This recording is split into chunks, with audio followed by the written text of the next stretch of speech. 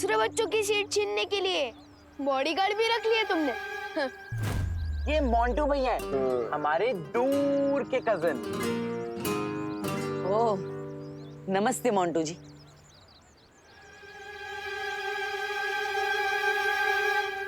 इनको कम सुनाई देता है क्या? इन्हें ठीक सुनाई देता है, लेकिन ये थोड़ी डीप नेचर के हैं, इसलिए थोड़ा कम बोलते हैं। हमने जब मोंटू भैया को देबू भैया के बारे में बताया था ना, तो उनसे मिलने चले आए।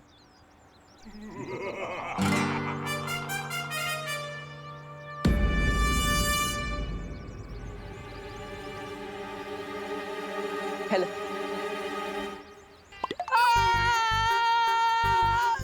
नहीं, आओ। नहीं, मोंटू भैया रोज घी के समोसे खाते हैं, इसलिए उनका हैंडशेक काफी स्ट्रॉन्ग है। क्या हुआ देबू, हाथ वाथ तो टूट नहीं गया ना?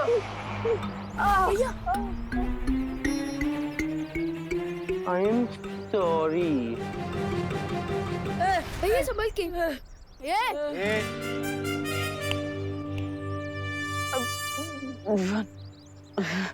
बिना रेडी बोले विराट को भी बॉल डालोगे ना, तो वो भी 0 रन पे आउट हो जाएगा। मोंटू भैया, अगर इतनी हिम्मत है ना, तो देबू भैया से एक और बार हाथ मिलाओ। नहीं, कोई जरूरत नहीं है। चलो विवा। भैया मिलाओ।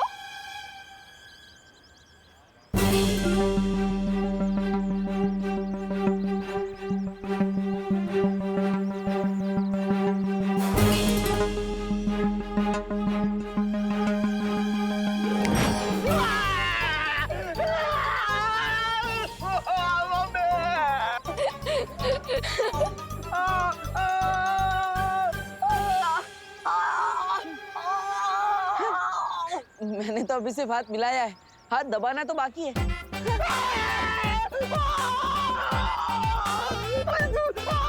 इनकी चीख सुन के तो लगता है कि मोंटू भैया नकली घी के समोसे खाते हैं। ए विवान, अरे इस ट्रैक्टर से मेरा हाथ छूटा। मोंटू भैया को चंडी मोंटू भैया को जोर लगा के, हैशा जोर लगा के। हैशा।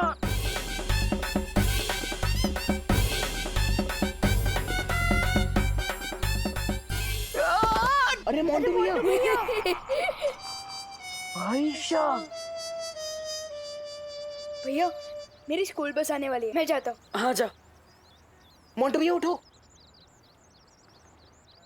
ए, देबू, मैं तुम्हें छोड़ूंगा नहीं, मुझे फिर कभी मिलो। अरे बाद में क्यों, अभी दिखाओ।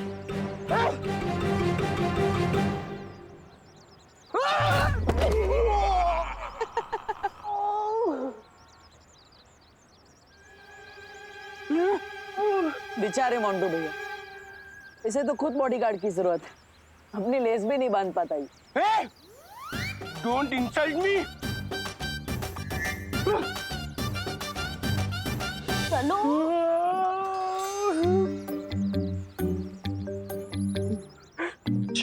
चिंटू, मुझे तो लगता है इस देबू को मैजिक करना आता है। अपनी ट्रेजिक हार के लिए मैजिक को क्यों दोष दे रहे हो मोंटू भैया? हाँ, इससे बढ़िया तो आप जिम जाओ और अपने हैंडशेक को और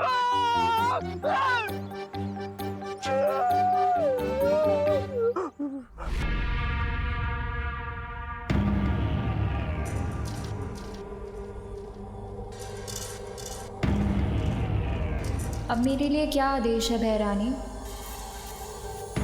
इस समय तुम जो कर रही हो वही करती रहो। विवान की पल पल की खबर मुझे लाकर देती रहो, और बहुत जल्द मैं तुम्हें एक बहुत बड़ी जिम्मेदारी देने वाली हूँ। कौन सी जिम्मेदारी? एक छुपी हुई शक्ति को ढूंढना है तुम्हें। एक ऐसी छुपी हुई शक्ति जिसे मैं अभी तक नहीं ढूंढ पा रही। मैं आपको वचन देती हूँ बहरानी, वो छुपी शक्ति चाहे जहाँ भी हो, मैं उसे ढूंढ कर लाऊंगी।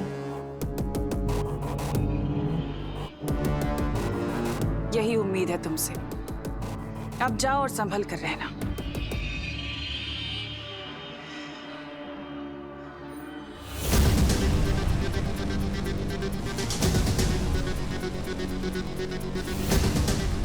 सर्वकाल, अगर तुम्हें लगता है कि तुम मुझे उस नकाब पोश के चक्कर में फंसाए रखोगे और मैं उस छुपी हुई शक्ति को भूल जाऊंगी, तो तुम गलत हो। क्योंकि तिमनासा कभी कुछ भूलती नहीं है।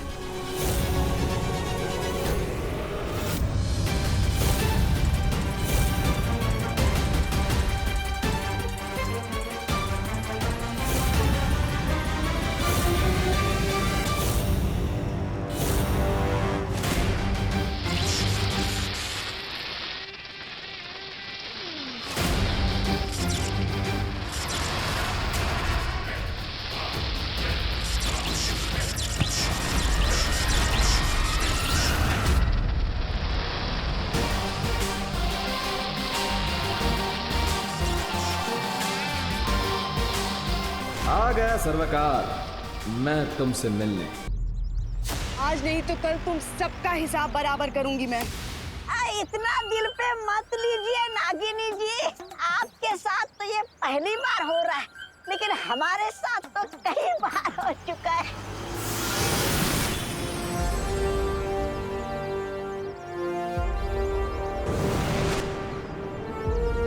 परियों, यहाँ सिचुएशन कंट्रोल में है ना?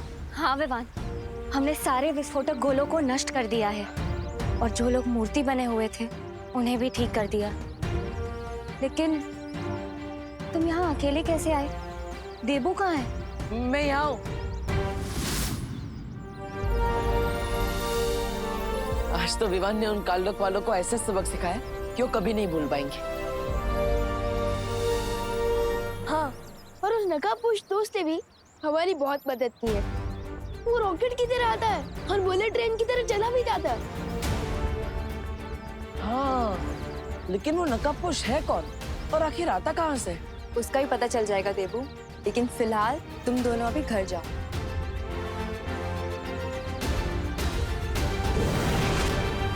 चलो विवान।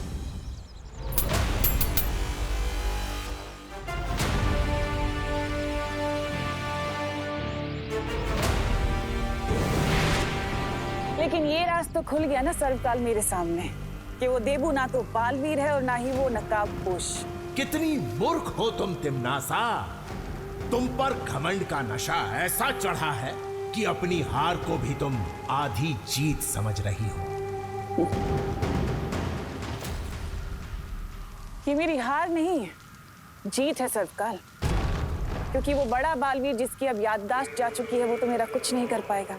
रही बात उस छोटे बालवीर की, तो वो तो नौसिखिया है, वो मुझे कैसे मारेगा। इसलिए अब मेरा पूरा ध्यान उस नकाबपोश पे ही तो रहेगा ना। तो ये जीत नहीं तो क्या है? ध्यान लगाने से ज्ञान नहीं बढ़ जाता तिमनासा।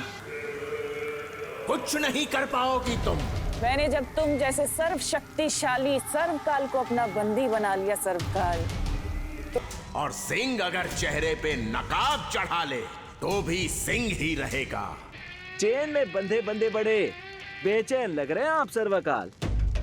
जानना नहीं चाहेंगे कि मैं कौन हूँ और यहाँ क्यों आया हूँ? मुझे आवश्यकता नहीं पूछने की, क्योंकि मैं जानता हूँ इस नकाब के पीछे किसका चेहरा है। वाह, रियली?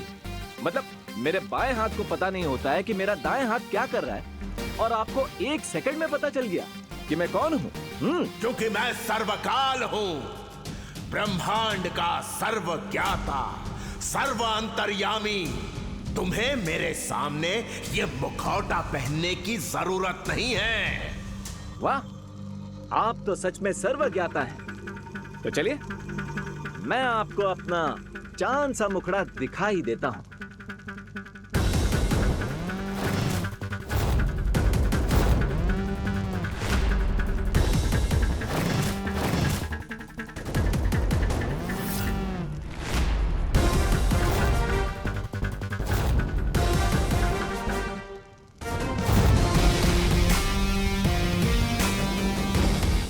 चेहरे के साथ आवाज और अंदाज भी बदल लिया तुमने बालवी।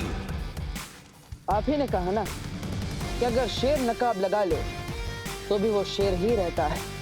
अब आप ही बताइए, नकाब के पीछे से शेर दहाड़ता ही रहेगा तो उसका फायदा क्या होगा?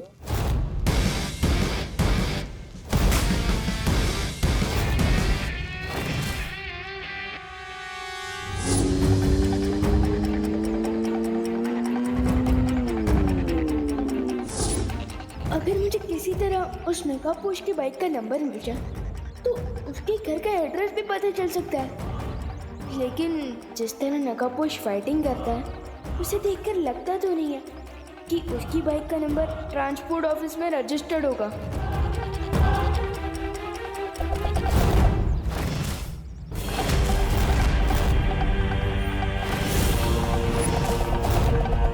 अरे ये तो वही हथियार है जो नकाबपोश ने तमन्ना से लड़ते वक्त यूज किया था। तो फिर इस वेपन से मेरे ऊपर कौन टारगेट प्रैक्टिस कर रहा है?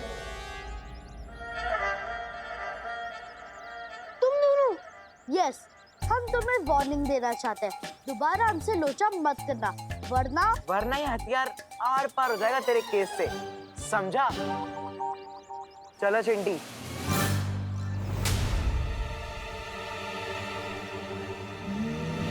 तिम्नासा के बिछाए सर्प जाल को भेद कर तुम मेरे पास आए हो।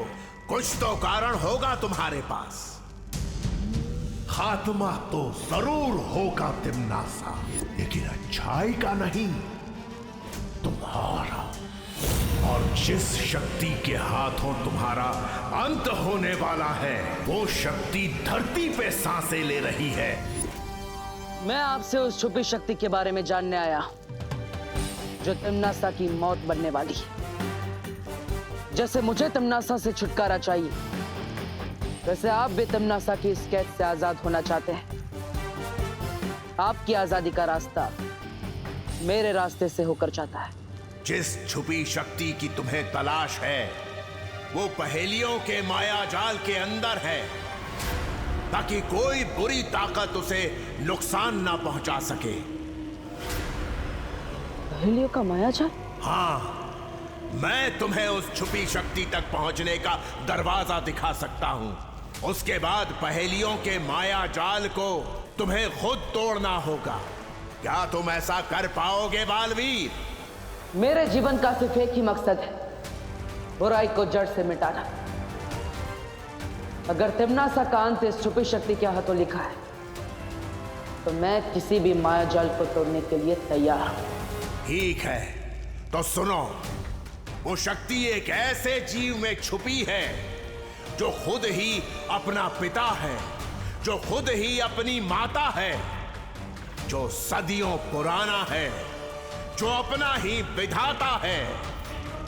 इस पहेली को सुलझा लोगे तो उस द्वार तक पहुंच जाओगे जिसके पीछे तुम्हें वो छुपी शक्ति मिलेगी।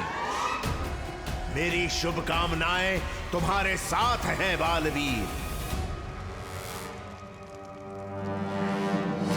वैसे ये द्वार भारत नगर के पास ही है।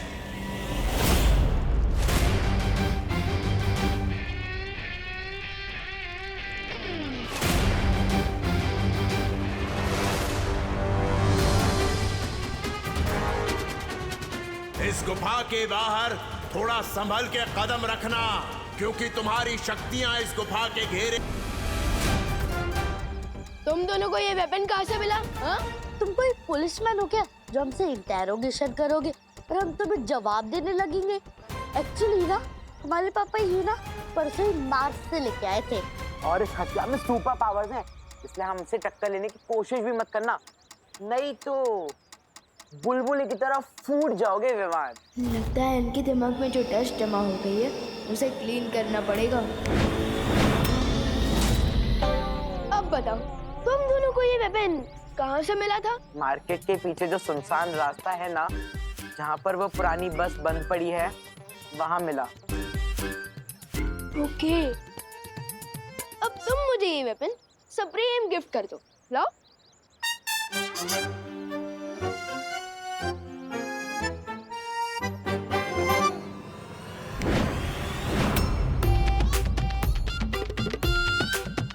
चिंटी, वो हथियार कहाँ गया? मुझे क्या पता है भैया, हथियार तो आपके हाथ में था। झूठ मत बोल चिंटी, मैंने तुझे दिया था।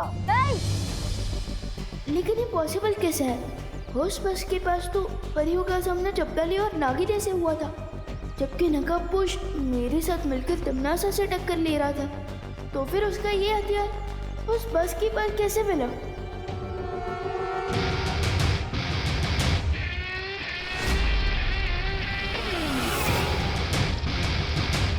ओहो, सांपों का पूरा खानदान आया है मेरी विदाई के लिए।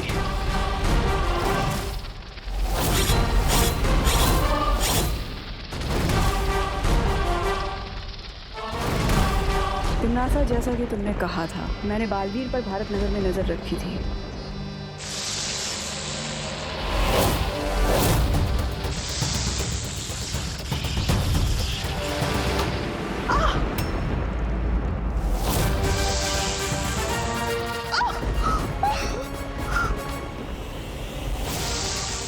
अरे आने से पहले रेडी स्टेडी गो तो बोल लो।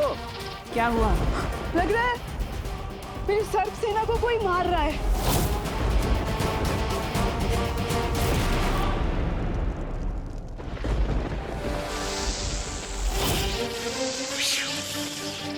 बड़े जिद्दी किस्म के सांप हो यार।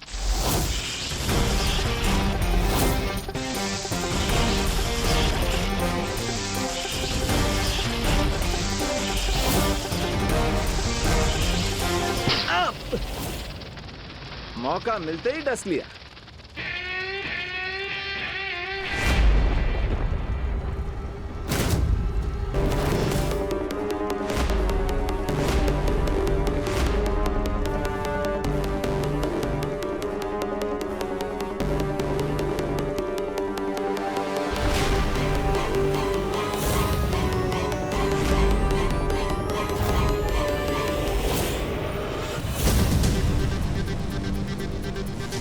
किसकी हिम्मत हुई सुरक्षा घेरे को तोड़ने की?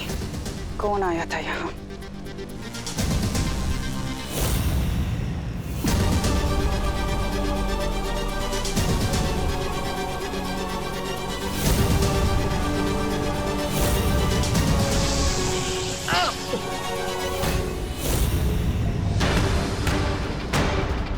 ये सब कुछ उसी नकाबपोश ने किया है। नकाबपोश? हाँ, लेकिन मेरे एक सांप ने उस नकाबपोश को डस लिया है और बहुत जल्द जहर का प्रभाव उसके शरीर में फैल जाएगा और उसकी मौत हो जाएगी, क्योंकि मेरे जहर का तोड़ सिर्फ और सिर्फ मेरे पास है। इसका मतलब वो नकाबपोश कोई आम योद्धा नहीं है, बल्कि उसके पास भी जादुई शक्तियां हैं और केवल यहाँ से जाना चाहिए।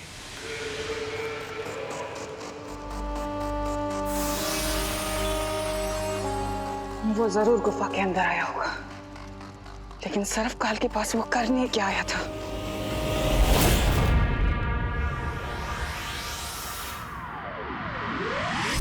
अरे वो टेरेस पर भी नहीं है। कौन टेरेस पर नहीं है मम्मी? अब पीछे ढूंढ रही है। अरे देबू, वो जब से तुझे स्कूल छोड़ने गया था तब से घर वापस ही नहीं लौटा है। क्या भैया पूरे दिन से गायब है? हाँ। सर्वकाल की दी हुई पहेली बाद में सुलझाऊंगा, लेकिन इस वक्त माँ और विवान के सवालों से बचना पड़ेगा। देबू भैया, अब माँ एक साथ प्यार और सवाल दोनों की बौछार करेगी। तैयार हो जाओ देबू। 1 2 3। देबू, हाँ। तुम थे कहाँ पर? तुम ठीक तो हो ना? माँ मैं वो तुमने कुछ खाया कि नहीं? खाया माँ, मैंने वो खाना। तुमने कुछ उल्टा सीधा ही खाया होगा। बताओ ना, चुप क्यों हो? जल्दी बताओ। नहीं मम्मी काम डाउन। अब अपने सवालों पर ब्रेक लगाएंगे तब ना देबू भैया अपने आंसर्स दे पाएंगे। अरे हाँ, तुम इधर आओ, इधर बैठो। अरे अब चुप नहीं रहो, बोलो भी। Thank you Vivaan. Thank you बाद में, पहले आंसर दीजिए कि आप मुझे छोड़कर बस स्टॉप कहाँ गायब थे नॉन स्टॉप? नहीं, मैं तो तुम्हें छोड़कर वापस ही आ रहा था, लेकिन अचानक रास्ते में एक लेडी मिली जिनकी गाड़ी का टायर पंचर हो गया था और इसलिए मैं उन्हें हॉस्पिटल लेकर गया। ये कौन सा लॉजिक है भैया? अगर टायर पंचर हुआ था तो हॉस्पिटल क्या करने ले गए थे? अरे नहीं, तुम समझे नहीं विवान। वो जो लेडी थी वो प्रेग्नेंट थी और इसलिए उनकी हेल्प करने के लिए कोई नहीं था, तो मैं उन्हें हॉस्पिटल लेकर गया। लेकिन अब सब कुछ ठीक है, वो भी स्वस्थ है और उन्हें एक लड़की हुई। अच्छा, ये तो बहुत अच्छी बात है कि तुमने किसी की मदद की। लेकिन देबू, अगली बार से ना मुझे फोन कर दिया करो, वरना तुम्हें पता है ना मेरा बीपी ऊपर नीचे। नहीं माँ, चिंता मत कीजिए, मैं हूं ना, मैं आपको कुछ नहीं होने दूंगा। अगली बार ध्यान रखूंगा। सॉरी। It's okay. अच्छा चलो, अब तुम तीनों हाथ धो लो और मैं तुम्हारे लिए गरम गरम समोसे बनाती हूँ। ठीक है मम्मी। मम्मी, जब बेबी पैदा होता है तो मम्मी को दर्द होता होगा ना? हाँ तो आपको भी बहुत पेन हुआ होगा ना जब देबू भैया, विवान और मैं पैदा हुए थे?